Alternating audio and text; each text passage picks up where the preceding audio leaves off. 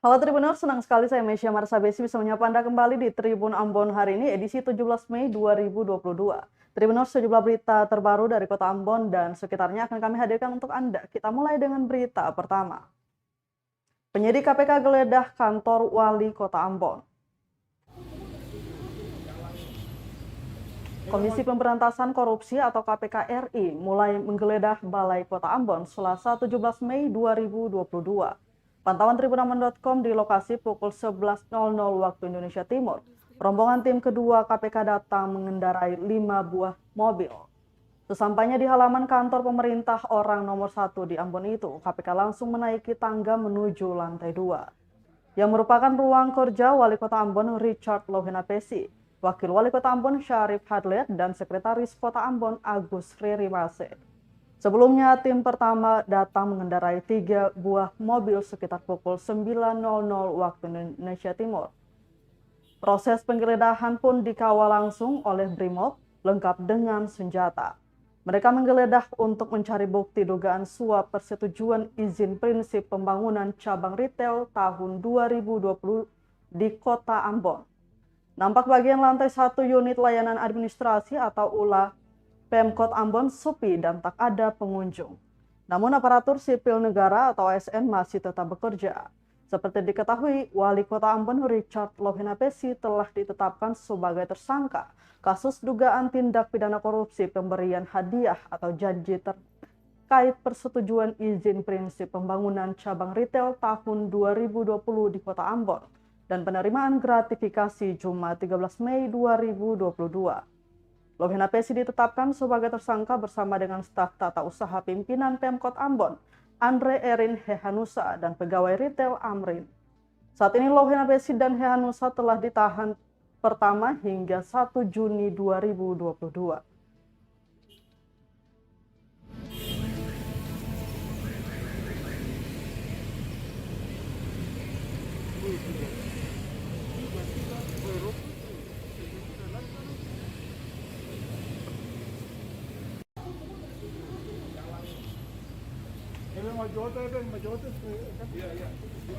Buka.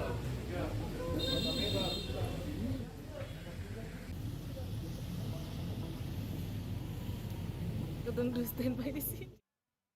Geledah Balai Kota, KPK segel kantor Dinas Penanaman Modal Ambon. Dinas Penanaman Modal dan Pelayanan Terpadu Satu Pintu atau DPMPTSP Kota Ambon disegel Komisi Pemberantasan Korupsi atau KPK RI Selasa 17 Mei 2022. Tertempel kertas pemberitahuan pada kedua pintu ruangan yang berada di lantai 2 Balai Kota Ambon. Pantauan tribunambon.com, penyegelan telah dilakukan sejak pagi hari. Selain menyegel, tim anti rusuh itu selain menyegel, tim anti rasuah itu juga menggeledah sejumlah ruang dinas pada Pemkot Ambon. Di antaranya Dinas Pariwisata, Dinas Perindustrian, dan Perdagangan Kota Ambon. Tak hanya itu, penggeledahan juga berlangsung di kantor Dinas PU Kota Ambon, Jalan Yan Pais, sekitar pukul 7 waktu Indonesia Timur. Tim penyidik KPK mulai menggeledah Balai Kota Ambon sejak pagi hari untuk tim pertama dengan menumpangi 3 unit mobil. Kemudian sekitar pukul 11 waktu Indonesia Timur, rombongan kedua KPK datang mengendarai 5 unit mobil. Sampainya di halaman kantor pemerintah orang nomor 1 di Ambon itu, tim yang berjumlah 10 orang itu langsung bergegas menaiki tangga menuju lantai 2. Di lantai 2 merupakan ruang kerja Wali Kota Ambon Richard Lohenapesi, Wakil Wali Kota Ambon Syarif Hadler, dan Sekretaris Kota Ambon Agus Ririmase. Proses penggeledahan pun dikawal langsung oleh aparat Brimob Polda Maluku. Nampak bagian lantai 1 unit pelayanan administrasi atau ULA Pemkot Ambon sepi dan tak ada pengunjung.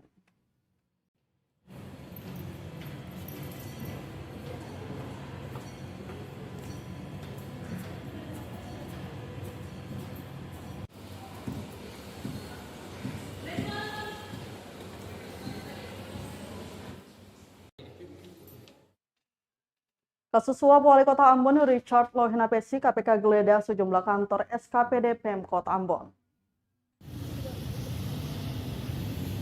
Tim penyidik Komisi Pemberantasan Korupsi atau KPK menggeledah beberapa lokasi di wilayah Ambon Selasa 17 Mei 2022. Penggeledahan berkaitan dengan penyidikan kasus dugaan suap terkait persetujuan izin prinsip pembangunan cabang retail tahun 2020 di Kota Ambon dengan tersangka Wali Kota Ambon Richard Lohenapesi atau RL dan kawan-kawan.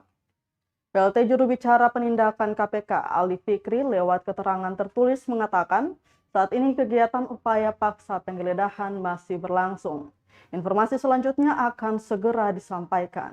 KPK telah menetapkan Wali Kota Ambon 2 periode Richard Lohenapesi sebagai tersangka kasus dugaan suap persetujuan izin pembangunan cabang retail minimarket tahun 2020 di Kota Ambon dan penerimaan gratifikasi.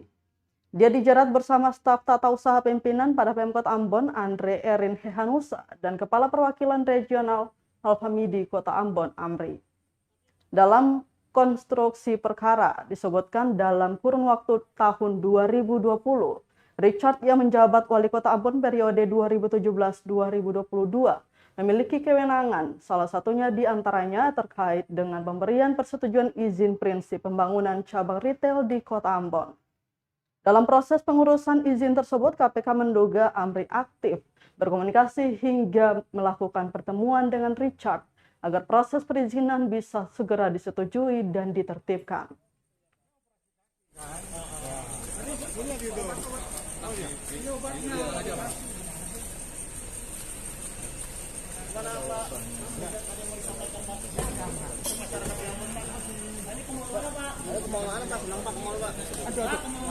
Tonton ini Pak, Super Stretch. Kakaknya Pak.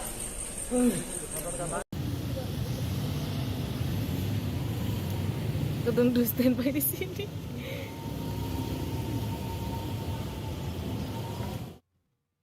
Tribuners Kadis Pendidikan Seram Barat marahi wartawan gara-gara berita soal dana BOS. Pak mau jam siapa baru? Lah barusan nih. Pak barusan ancam beta tuh. Beta kasih berita salahnya di mana? Salah, jelas kalau saya sih konfirmasi di beta. Lah sumbernya jelas toh. Sumbernya di kepala sekolah. Bicara tentang siapa? Tentang dinas. Nanti baru kalau ini nanti baru. Mau ancam siapa? Beta bilang Pak bodoh di mana? Coba buktikan Pak bilang beta bodoh di mana? Coba abang kasih lihat. Kepala Dinas Pendidikan Kabupaten Seram Bagian Barat atau SBB, Johan Tahya, meluapkan kekesalannya ke seorang wartawan terkait pemberitaan soal dana BOS. Tepatnya kepada wartawan Warta Terkini.news, Fadli Bupakar berusia 32 tahun. Aksi Kadis Johan Tahya marah-marah kepada wartawan tersebut beredar di media sosial. Dalam video tersebut, Johan tak terima dengan pemberitaan soal adanya dugaan pemotongan dana bantuan operasional sekolah atau BOS di seluruh sekolah SD dan SMP tahap pertama di Kabupaten SBB tahun 2022. Menurutnya informasi tersebut tak benar, terlebih karena tak ada konfirmasi sama sekali terkait informasi tersebut membuatnya tak terima. Ia pun meluapkan kekesalannya saat bertemu wartawan bersangkutan di kantor Bupati Selasa 17 Mei 2022. Diketahui dalam berita yang ditayangkan Senin 16 Mei 2022 itu, memuat wawancara dengan salah satu kepala sekolah terkait dugaan pemotongan dana BOS sebesar 1% setiap dananya dicairkan. Sementara itu diakui Fadli Bupakar, Tahya mengancamnya dengan kata nanti Oseliat. Hingga berita ini ditulis, tribunamon.com sedang mencoba mengkonfirmasi Kadis Johan Tahya terkait dugaan ancaman tersebut. Bicara tentang siapa? Tentang dinas. Nanti baru kalau ini nanti baru. Mau ancam siapa? Beta bilang Pak bodoh di mana? Coba buktikan Pak bilang beta bodoh di mana? Coba abang kasih lihat. Daerah ini ketemu semua bos. Pak Kadis ini bilang beta bodoh. Yang Pak, beta bicara pelan-pelan Pak Mupis. Jangan bilang orang bodoh. Daerah ini ketemu semua punge. Tribuners, kita ke Pulau Buru. Gedung terbakar, pegawai Dinas Pendidikan Kabupaten Buru tetap ngantor hari ini. Pegawai Dinas Pendidikan dan Kebudayaan Kabupaten Buru, Maluku tetap masuk kerja seperti biasa pasca insiden kebakaran Minggu 15 Mei 2022 kemarin. Polisi rencananya akan kembali menggelar olah TKP untuk menentukan penyebab munculnya api. Pantauan Tribunamon.com, puluhan pegawai pada Selasa 17 Mei 2022 pagi tetap masuk kerja. Apel pagi juga digelar. Salah satu pegawai menyebut gedung yang terbakar ada ruang kepegawaian, kepala dinas, dan sekretaris dinas. Sementara itu, polisi akan melakukan olah TKP lagi di hari ini. Diketahui sebelumnya kebakaran ini terjadi diduga lantaran adanya arus pendek listrik atau korsleting. Hal tersebut diungkapkan Paur Humas Polres Pulau Buru, Aibda MYS Jamaluddin. Dirinya menjelaskan kebakaran api tersebut berasal dari belakang kantor dinas PK sekitar pukul 16.00 waktu Indonesia Timur. Beruntungnya, lanjut dia, tidak ada korban jiwa dalam peristiwa itu, namun barang serta dokumen penting ludes terbakar.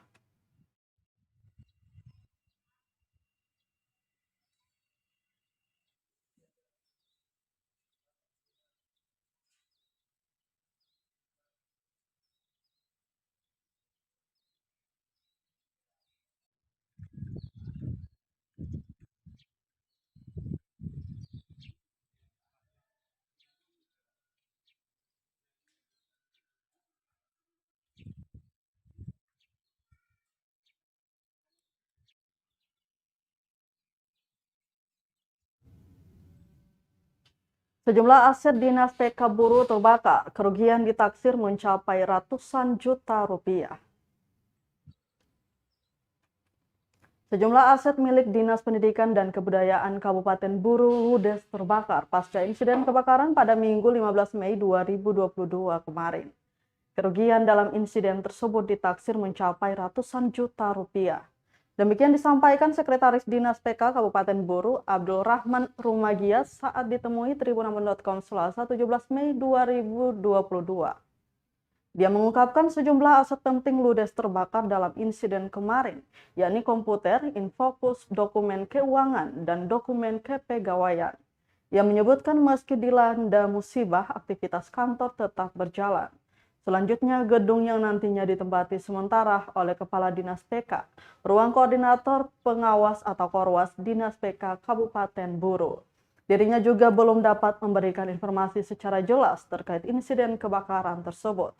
Diketahui sebelumnya kebakaran ini terjadi diduga lantaran adanya arus pendek listrik atau korsleting. Kita belum bisa pastikan terkait dengan kerugian yang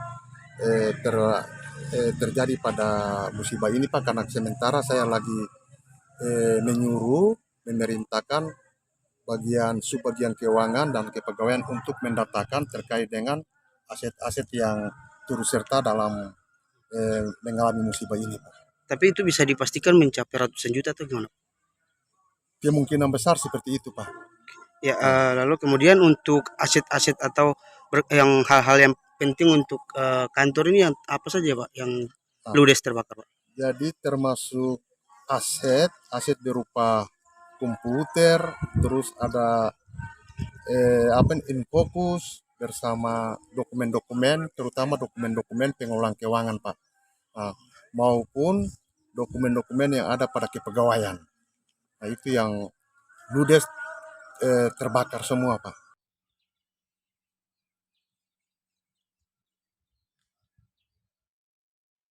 Stok terbatas harga telur ayam di Pasar Mardika Ambon capai Rp60.000 per rak. Harga telur ayam ras di Pasaran Mardika, Kota Ambon mulai merangsek naik dalam beberapa hari terakhir. Pedagang menjajakan telur ayam dengan harga Rp2.100 hingga Rp2.300 per butir. Amrin, salah seorang pedagang mengatakan jika dijual perak harganya kini Rp60.000 sampai dengan Rp64.000 perak tergantung ukuran. Ia mengaku lonjakan komoditi telur ini sudah terjadi sejak Sabtu 14 Mei 2022 lalu. Hal itu terjadi lantaran stok yang datang dari distributor di Surabaya terbatas, sehingga mempengaruhi harga pasaran yang diberikan kepada konsumen. Meski begitu, menurutnya antusias masyarakat untuk belanja telur tetap tinggi. Pasalnya telur menjadi salah satu komoditi yang dicari, apalagi bagi warga yang berjualan makanan.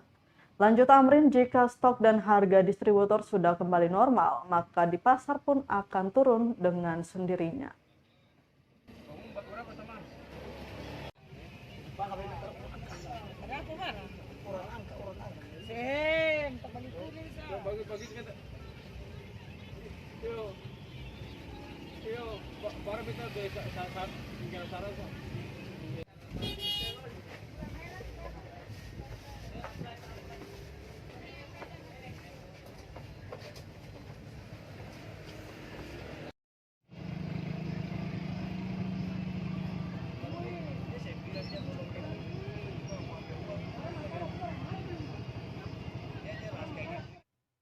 Tribunnews, kita ke berita terakhir.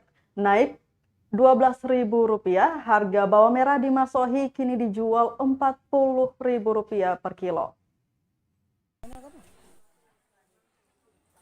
Harga bawang merah di Pasar Binaya Kota Masohi, Maluku Tengah jadi makin mahal per Selasa 17 Mei 2022 hari ini. Risna, salah satu pedagang di pasar setempat, mengaku harga bawang mulai naik harga sehari setelah Lebaran Idul Fitri 2 pekan lalu. Bawang merah, kata dia, kini dijual Rp40.000 atau naik menjadi Rp12.000 dari harga sebelumnya Rp28.000 per kilo. Naiknya harga komoditi bumbu dapur yang satu ini lanjutnya disebabkan tingginya harga jual di tingkat produsen di Jawa dan Sulawesi. Dikatakan untuk stok bawang merah pun semakin hari semakin menipis. Bahkan di gudang miliknya hanya tersisa 6 karung saja. Sementara itu bawang putih kini masih dijual dengan harga normal, yakni Rp30.000 per kilo.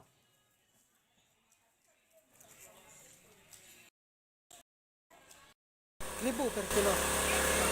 40. Ini naik dari kapan ini? Habis hari raya sudah ini. Oh. Itu sebelumnya itu berapa? Oh, 28. 28 ke 40 berarti naik sekitar berapa? 12.000. Naik 12.000. Bawang putih? 28 30. Nah, bawang putih 30. Yang naik ya? Oh, bawang putih tetap ya normal ya 30.000 ya. Oke, Mama Haji nama siapa? Bu Risna.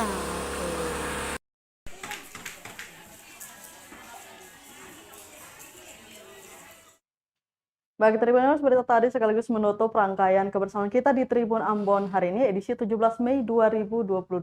Mewakili seluruh kru yang bertugas, saya Mesya Marsabesi pamit undur diri. Selamat malam dan sampai jumpa. Amato. Terima kasih sudah nonton. Jangan lupa like, subscribe, dan share ya.